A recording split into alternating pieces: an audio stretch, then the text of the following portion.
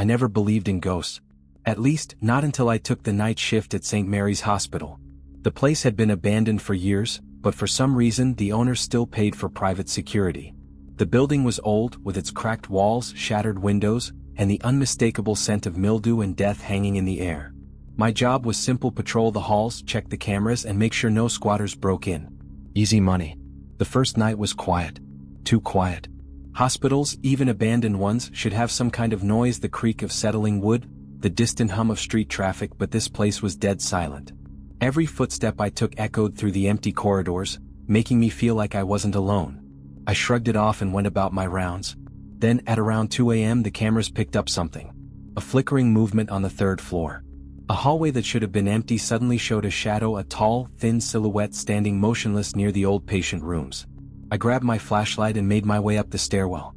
My radio crackled in my hand, but I heard nothing but static. As I stepped onto the third floor, a wave of cold air hit me. The hallway stretched in front of me, its dim emergency lights flickering like dying candles. The room where I saw the shadow was 312. I reached the door and pushed it open. Inside, everything was as expected: old hospital beds, broken cabinets, dust covering every surface. But as I turned to leave, I saw something in the cracked mirror on the wall. A figure stood behind me. I froze. The figure in the mirror stood so close behind me that I should have felt breath on my neck, should have heard the rustling of fabric or the scrape of a shoe against the grimy floor. But there was nothing. Only silence. A void of sound so thick it pressed against my eardrums. The reflection was blurred, like a smear of soot across the glass, but I could make out enough. Too much. It was tall, unnaturally so, its head tilted downward as if peering over my shoulder. The shape of its body was wrong, its limbs thin but somehow stretching, joints bending at odd angles like a broken marionette. It had no eyes, no mouth, just an expanse of darkness where a face should be. My fingers clenched around the flashlight, the plastic slick with sweat. Slowly, I turned, expecting, dreading to see it standing there, inches away. But the room behind me was empty. A single breath escaped my lips, shallow and uneven. The mirror, smeared with grime and age, still held the image of something that was no longer there, or had never been there to begin with. The radio on my belt crackled again, a sudden burst of static so loud it made my pulse stutter. I fumbled with it, pressing the call button. "This is Baker. I'm on the third floor. Thought I saw something in room 312. Anyone on the monitors?" Silence. Then, a response, if it could be called that. A whisper. It didn't come through the radio, not exactly. It was as if the device had become a hollow shell, an empty conduit for something else to speak through. The voice was faint, distant, but I felt it crawl over my skin like cold fingers. "He's here." The words weren't clear, not at first. The whisper slithered, twisting through static, growing louder in small increments until the syllables sank into my ears like needles. "He's watching." A sharp thud sounded behind me. Not a creak or a groan of old wood shifting, but a deliberate, forceful impact. I spun, my flashlight beam sweeping across the room, catching only broken furniture and peeling wallpaper. But the door was open. I was certain I had shut it. The hallway beyond yawned into blackness, the emergency lights flickering overhead in a slow, stuttering rhythm, casting shadows that twitched and lengthened in unnatural ways. My instincts screamed at me to leave, to get out before something I couldn't understand pulled me deeper. Instead, I stepped forward. The air changed the moment I crossed the threshold. The hospital had been cold before, but this was different. The temperature plunged, the kind of cold that burrowed into your bones, that left your lungs burning with each breath. My breath fogged in front of me. A noise reached my ears. Soft at first. A rustling like paper being crumpled. Then the whispering began again. But it wasn't coming from my radio anymore. It was coming from inside the walls. The whispering came from everywhere and nowhere at once, threading through the peeling wallpaper, slipping between the cracks in the ceiling, coiling along the dusty floor. It was layered, voices over voices, murmuring words I couldn't quite grasp, as if spoken in a language not meant for human ears. The sound wasn't loud, but it was consuming. It filled the space like fog, creeping into my thoughts, into my chest, into the marrow of my bones. I forced myself forward, my flashlight cutting a pale path through the dim corridor. The emergency lights flickered erratically now, sending the shadows lurching and writhing along the walls like living things. Somewhere in the building, a door slammed. The echo of it was deep, reverberating through the hollow skeleton of the hospital. My pulse spiked, and for a moment my legs refused to move. I swallowed against the dryness in my throat, trying to convince myself that it had been the wind, or some shift in the foundation, anything but what I truly feared. I reached the stairwell. The door stood ajar, its rusted hinges trembling as though it had just been pushed open. The darkness beyond was thick, heavier than it should have been, as if the descent into the lower floors was not just a matter of distance but something else entirely, something deeper, something that pulled. The whispering grew louder.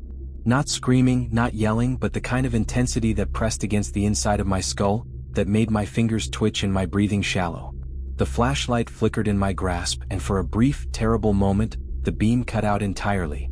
When it blinked back on, there was a hand on the railing. Not mine. It was pale, unnaturally so, the fingers long and motionless, the nails ragged and dark as if caked with old blood. It gripped the metal lightly, almost delicately, just a few steps below me, as though whoever it belonged to was waiting, listening. I stepped back. The metal groaned beneath my weight, the sound cutting through the whispering, and in that instant the hand moved. It slid down the railing slowly, deliberately, the fingers dragging against the rusted metal with a sickening scrape, disappearing into the shadows below. I couldn't breathe. My chest locked, my heartbeat pounding so hard I felt it in my throat. Then footsteps. Slow. Measured. Coming up the stairs. I turned and ran. My boots pounded against the floor as I sprinted back down the hallway, back toward the security office, toward anywhere but here.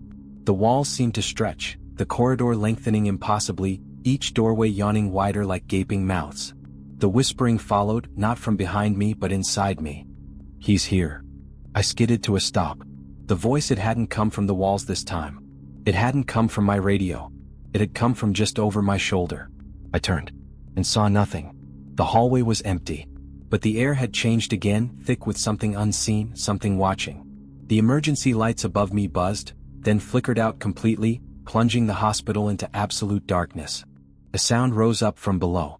Not a whisper, not a murmur. A breath. A slow, rattling inhale, deep and wet, followed by the faintest exhale. Closer now. Too close. Don't forget to subscribe and like if you like this story. Darkness swallowed everything.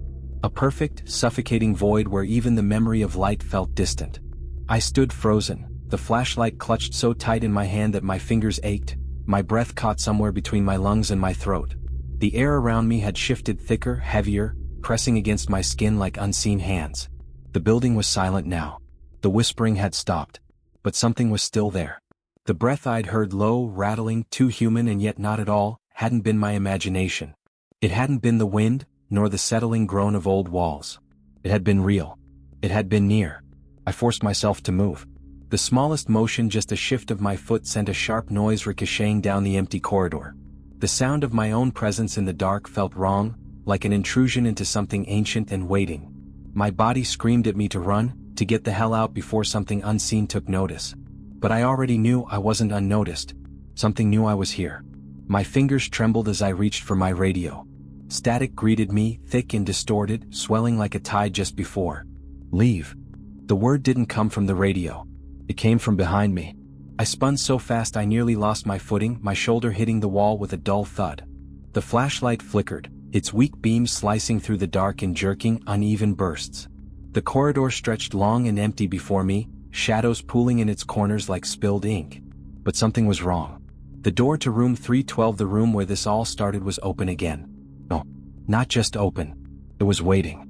The darkness inside wasn't the same as the darkness around me. It was deeper, richer, as if the room had become a wound in reality itself, a space where things should not exist but did. The whispering started again, curling around me like smoke. Not from the walls. Not from my radio. From the room. The air turned frigid. The kind of cold that doesn't just bite at your skin but sinks through it, curling into the space between your ribs. My breath fogged in front of me. I stepped back, my instincts screaming, but before I could turn, something moved in the doorway. Not a shadow. Not a trick of the flickering lights. Something stepped out. I couldn't breathe. Couldn't think. My pulse thundered so loudly it drowned out the whispering. The figure was wrong. Tall, impossibly thin, its arms too long, its fingers dragging just above the floor. Its head tilted at an unnatural angle, as if considering me, studying me. And its face. There was no face. Just the idea of one, shifting and watching without eyes. The whispering grew urgent now, pressing into my skull, a desperate, pleading sound that filled every part of me, leaving no room for thought. Leave. My legs moved before my mind did. I ran. I didn't think about where I was going, only that I had to get away. The hallway stretched before me, impossibly long, the walls closing in, the air thick with something unseen, something moving just outside my vision. My breath came in ragged gasps, my heartbeat pounding against my ribs. Behind me, footsteps. Slow at first. Measured. Then they ran. I don't remember reaching the stairwell, only that suddenly I was falling. My foot missed a step, my weight shifted, and I tumbled, my shoulders slamming against cold concrete, my flashlight slipping from my grip and clattering into the darkness below. Pain exploded through me, but I barely noticed. Because the whispering had stopped. Because it was here. The breath came again, deep and rattling from just above me. Close. Too close. I didn't look. I couldn't. I scrambled to my feet, my vision swimming, my knee screaming in protest. My flashlight lay a few steps below, its weak beam flickering uselessly against the far wall. Then, in its dying glow, a shadow moved. Not mine. Something was at the bottom of the stairs. Something waiting. The flashlight flickered.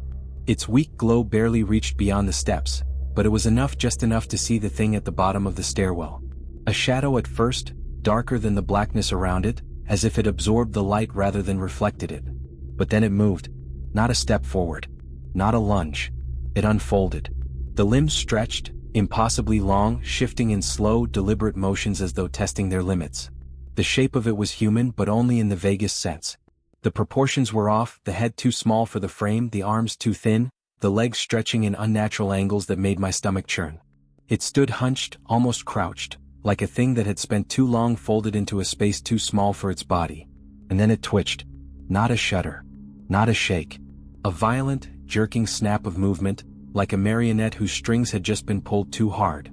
The sound that followed was worse than the whispering. A sharp, wet pop, like bones slipping into sockets they didn't belong in. I couldn't breathe. My lungs locked, my body frozen in place even as my mind screamed to run, to get out, to escape before. Took a step. Not up the stairs. Not toward me. To the side. And in the flashlight's dying glow, I saw what should not have been possible. The thing, it melted into the wall. Not through a door. Not into a shadow. It pressed itself into the concrete, sinking into the surface as though the wall were nothing more than thick, wet paper. Its body distorted, stretching unnaturally, the limbs warping, twisting, disappearing piece by piece into the structure itself. I wanted to run. Needed to. But my body wouldn't obey. Because just before the last of it vanished, just before the final limb slipped inside the wall, it turned its head toward me. No eyes. No mouth. Nothing. And yet, I knew it was watching. And then it was gone. The stairwell was empty. The air was heavy, thick with something I couldn't name, but the thing was no longer there. Or maybe it was. Maybe it had never left. The flashlight sputtered and died, plunging me into absolute darkness. A new sound filled the silence. Not whispering. Not breathing. Something scraping. Behind me. The scraping sound was slow. Deliberate. It came from behind me, dragging along the wall with a rhythm that didn't belong to anything human. The sharp edge of something rough moving across concrete, stopping for a fraction of a second between each pull, as if whatever was making it was listening. I stood motionless, my hands clenched into fists at my sides, my breathing shallow. It wanted me to turn around. I wouldn't. The stairwell was silent now except for that steady, measured scraping. It echoed in the darkness, its source impossible to pinpoint, slithering through the space like it came from everywhere at once. It was closer than before. And then it stopped. The air tightened around me, the silence stretching, pressing against my eardrums like something alive. My body tensed, waiting for the next sound, the next whisper, the next breath against the back of my neck. Nothing. I swallowed. My throat felt dry raw. My flashlight was dead, my radio useless, my heartbeat hammering so loud I swore it could hear me. And then, a soft, wet click. The sound of a joint bending, of a neck turning too far, of something shifting its weight just behind me. I couldn't move. The darkness was a presence now, thick and suffocating, pressing against my skin like invisible hands. I could feel it there, inches from me, waiting. The weight of its stare, if it even had eyes, pinned me in place. Then the whispering returned. Not from the walls this time. Not from the radio. Not from the stairwell below. From right beside my ear. He sees you. A rush of cold air, too close, too real, brushed against my cheek, and every muscle in my body reacted at once. I lunged forward, nearly stumbling as I hit the next step, my shoulders slamming into the rusted railing. My fingers gripped the metal so hard my knuckles ached, But I didn't stop moving. I ran. The stairwell twisted ahead of me in a dizzying spiral, but I took the steps 2 at a time, barely keeping my balance, never looking back. The air felt thicker the farther I went, pressing against my chest, filling my lungs with something heavy and wrong. My vision blurred, my pulse a rapid staccato in my ears. The whispering chased me. Not from behind. From within the walls. It was inside the building, inside the floors, the ceilings, the very bones of this place. The voices overlapped, rising and falling in a feverish chant, growing louder with every step I took. I reached the first floor landing and stumbled into the hallway. Everything had changed. The emergency lights still flickered overhead, casting erratic shadows, but the corridor seemed longer than before. The doors to the patient rooms stood open now, each gaping entrance a hollow black mouth. The air was thick with the scent of old antiseptic, mildew, and something metallic, something that sent a pulse of nausea through my stomach. A sound rose in the distance. A deep, resonant thud. Then another. It was coming from the security office. I wasn't alone anymore. Something was waiting for me. Something that had been watching since the moment I stepped into this place. And now it wanted me to see it. The pounding in the security office was steady now, deep, measured thuds that rattled the glass in its frame.